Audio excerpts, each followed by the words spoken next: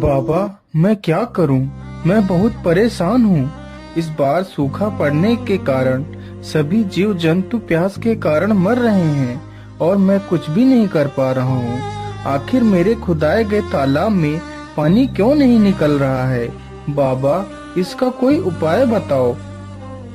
महाराज, इसका उपाय तो है, लेकिन उपाय बहुत ही कठिन है।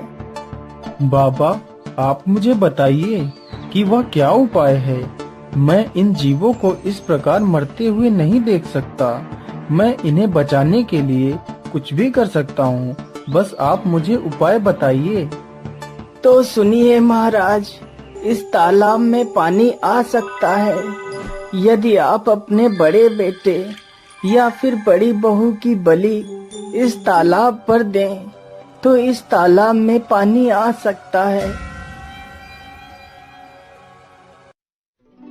महारानी जी, साधु बाबा ने बताया है तालाब में पानी तो निकल सकता है, लेकिन तालाब पर अपने बड़े बेटे या फिर बड़ी बहू की बलि देनी पड़ेगी। अब तुम ही बताओ, मैं क्या करूं? महाराज, हम अपनी बहू की बलि दे देते हैं। अगर बेटा जीवित रहेगा तो दूसरी बहू भी आ जाएगी।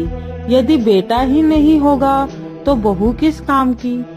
राजा की बड़ी बहू छिपकर ये सारी बातें सुन रही थी।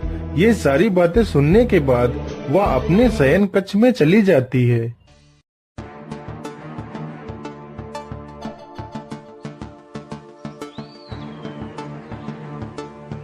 अरे रूपमती, आज तुम इतना उदास क्यों हो? क्या बात है? वैसे तो तुम मेरे आते ही खुशी से झूम उठती थी, लेकिन आज तुम इतना गुमसुम क्यों हो? क्या बताऊं स्वामी, दुखी इसलिए हूँ कि हमारा तुम्हारा साथ बस यहीं तक था। क्या मतलब? मैं कुछ समझा नहीं। तुम कहना क्या चाहती हो? स्वामी, पिताश्री ने जो तालाब खुदवाया है उसमें पानी नहीं निकल रहा है, तो साधु बाबा ने मेरी बलि चढ़ाने को कहा है, जिससे तालाब में पानी आ जाएगा और सुबह ही मेरी बलि चढ़ाई जाएगी। इसीलिए मैं दुखी हूँ। अरे रूपमती, तो इसमें इतना दुखी होने की क्या आवश्यकता है? तुम आराम से खाना खाओ। हम लोग आज रात में ही यहाँ से भाग जाएंगे। आधी रात होते ही वह दोनों चुपचाप वहाँ से निकल जाते हैं।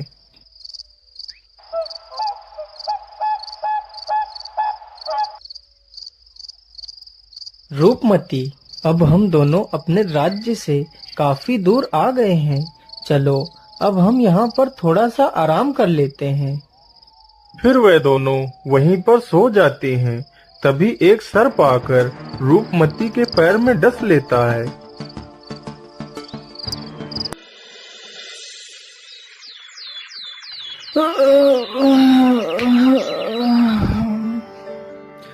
बहुत अच्छी नींद आई।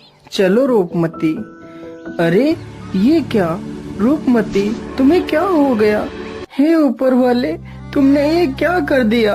मेरी रूपमती को क्या हो गया? अब मैं क्या करूँगा? मैं तुम्हारे बिना नहीं रह सकता रूपमती। हे भगवान, मुझे भी मार डालो। जिसके लिए मैंने घर छोड़ा, अपना परिवार छोड़ा, वही मुझे छोड़कर चला गया।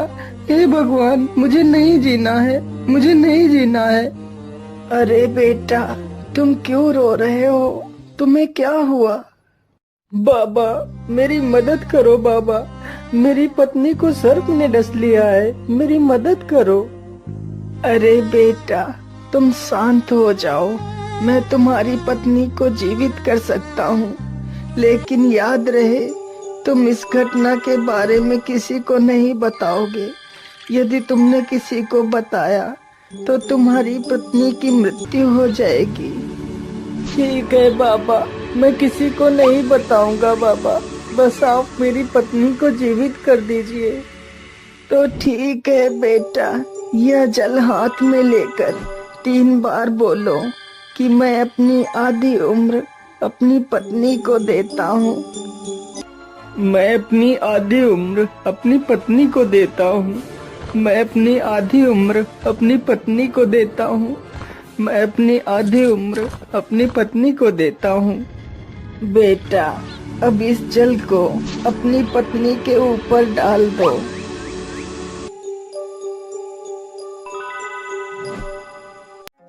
अरे कितना समय हो गया और मैं सोती ही रही और आपने मुझे जगाया तक नहीं। इतनी देर में तो हम बहुत दूर निकल जाते। कोई बात नहीं रूपमती, चलो अब चलते हैं।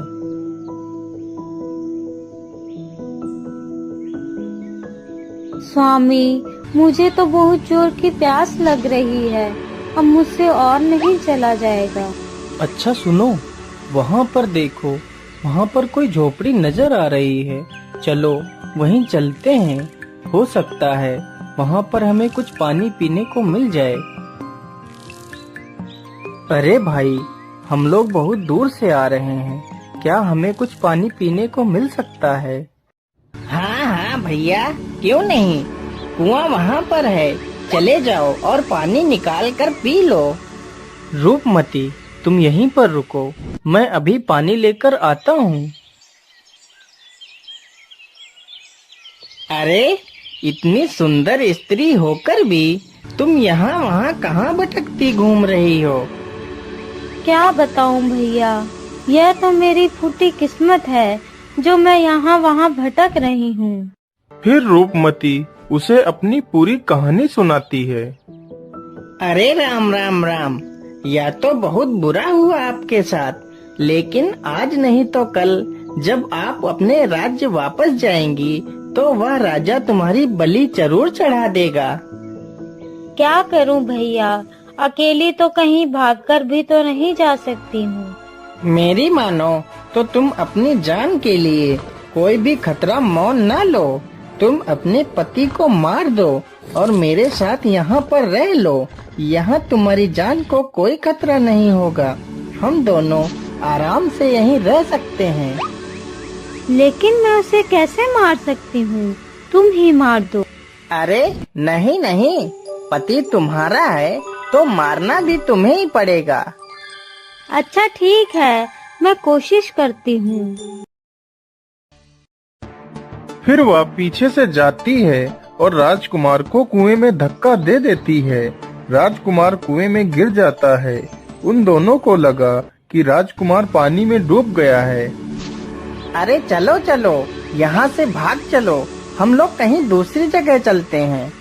पूरी रात राजकुमार कुएं में लटका रहता है।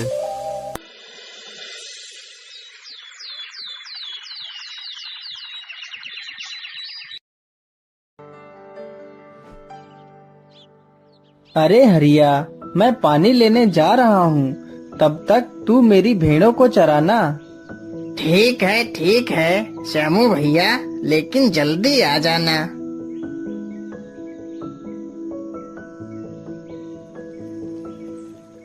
श्यामू जैसे ही अपना घड़ा कुएं में लटकाता है, तभी राजकुमार रस्सी को पकड़ लेता है। अरे कौन है कुएं में? छोड़ दो मेरा घड़ा। नहीं भैया, मैं आपका घड़ा ऐसे नहीं छोड़ूंगा, पहले आप मुझे बाहर निकाल दो। अरे भाई, तुम हो कौन? पता नहीं तुम कोई भूत प्रेत ही हो और मैं तुम्हें बाहर निकालूं, तुम मुझे ही खा जाओ। नहीं भैया, मैं भी तुम्हारी तरह इंसान हूँ। मैं रात के अंधेरे में गलती से गिर गया हूँ। भैया मुझे बाहर निकाल लो। अच्छा ठीक है, मैं अभी आपको बाहर निकालता हूँ।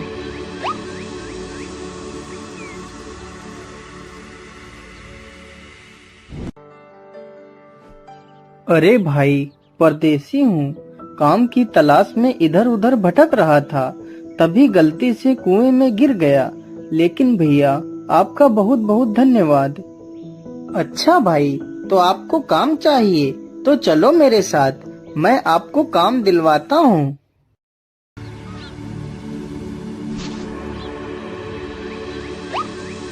मैं तुम्हें काम पर तो रख सकता हूँ, लेकिन तुमने काम में जरा सी भी बेईमानी की तो मैं तुम्हें बिना किसी तनख्वाह के धक्के मारकर बाहर निकाल दूंगा। मुझे मंजूर है सेठ जी, मैं पूरी ईमानदारी से अपना काम करूँगा। उधर रूपमती को जब कोई काम नहीं मिला तो वह एक नाचने वाली चंद्रप्रभा के नाम से मशहूर नर्तकी बन गई। राजकुमार पूरी ईमानदारी के साथ अपना काम करने लगता है। इसी प्रकार कुछ दिन बीत जाते हैं। सेठ जी, राजा के घर में पुत्र ने जन्म लिया है, इसलिए राजा जी ने मशहूर नर्तकी चंद्रप्रभा को नाचने के लिए बुलाया है। इसलिए राजा ने आपको आमंत्रित किया है। अरे सेठानी जी, आज मेरे लिए खाना मत बनाना, मैं राजा के घर से दावत खाकर आऊंगा। वहाँ पर आज मशहूर नर्तकी चंद्रप्रभा आएगी। मालिक, अगर आप बुरा ना मानो तो मैं भी आपके साथ चलना चाहता हूँ। अरे नहीं नहीं, तुम नौकर चाकर आदमी वहाँ कहाँ जाओगे? राजा के घर में बड़े बड़े राजा महाराजा आएंगे, तुम उनके बीच कैसे बैठ पाओगे? अरे नहीं, ये नहीं हो सकता। अरे सेठ जी, अगर ये जाना चाहता है तो इसे क्यों रोक रहे हैं? ये भी तो हमारे बेटे जैसा है। अगर कोई पूछे तो उसे बता देना कि ये मेरा बेटा है। अच्छा अच्छा, ठीक है सेठानी जी, जैसी तुम्हारी इच्छा। चलो बेटा, तुम भी चलो। चंद्रप्रभा जैसे ही नाचने के लिए आती है तो राजकुमार उसे देखते ही पहचान लेता है और चंद्रप्रभा भी उसे पहचान लेती है। महाराज, मैं यहाँ पर नृत्य नहीं कर सकती हूँ, मैं जा रही हूँ यहाँ से। लेकिन चंद्रप्रभा, तुम यहाँ पर नृत्य क्यों नहीं कर सकती? महाराज, यहाँ पर एक चोर है जिसने मेरे गहने चुराए थे। पहले आप उस चोर को सजा दो, फिर मैं नृत्य करूँगी। अरे चंद्रप्रभा, किसने तुम्हारे गहने चुराए हैं? बताओ मुझे, मैं उसे अभी फांसी पर चढ़ा देता हूँ। महाराज, ये है मेरा चोर जिसने मेरे गहने चुराए थे। सैनिकों, इसे ले जाओ और फांसी लगा दो। महाराज, मैंने इसकी चोरी नहीं की है। यह औरत झूठ बोल रही है, जबकि मैंने ही इसे बहुत कुछ दिया है। तूने मुझे क्या दिया है? चल निकल जा यहाँ से। चला जाऊंगा, उससे पहले मैंने तुझे जो भी दिया है वह मेरा वापस कर दे। मैं यहाँ से चला जाऊंगा। हाँ ठीक है, तूने मुझे जो भी दिया है वह मैं वापस करती हूँ। नहीं, ऐसे नहीं। अपने हाथ में जल लो और 3 बार बोलो कि तुमने मुझे जो भी दिया है वह मैं तुम्हारा वापस करती हूँ। तूने मुझे जो भी दिया है वह सब मैं तुझे वापस करती हूँ। तूने मुझे जो भी दिया है वह सब मैं तुझे वापस करती हूँ। तूने मुझे जो भी दिया है वह सब मैं तुझे वापस करती हूँ। अरे दुष्ट, तूने यह क्या कर दिया? तूने इस नर्तकी की जान ले ली। तू तो चोर होने के साथ साथ एक तांत्रिक भी है। नहीं महाराज, मैं कोई चोर नहीं और ना ही मैं कोई तांत्रिक हूँ। मैं बल्लभगढ़ का राजकुमार इंद्रसेन हूँ और यह कोई नर्तकी नहीं बल्कि मेरी पत्नी है।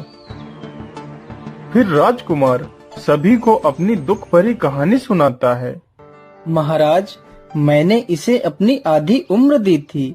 जैसे ही इसने मेरा दिया हुआ मुझे वापस कर दिया तो इसकी मृत्यु हो गई। ये सारी बातें सुनकर राजा हैरान रह जाता है। राजकुमार, हमें क्षमा कर दीजिए, हमें नहीं पता था कि आप इतने महान राजा के पुत्र हैं। फिर राजा अपनी बड़ी पुत्री प्रेमलता का विवाह उस राजकुमार के साथ कर देता है।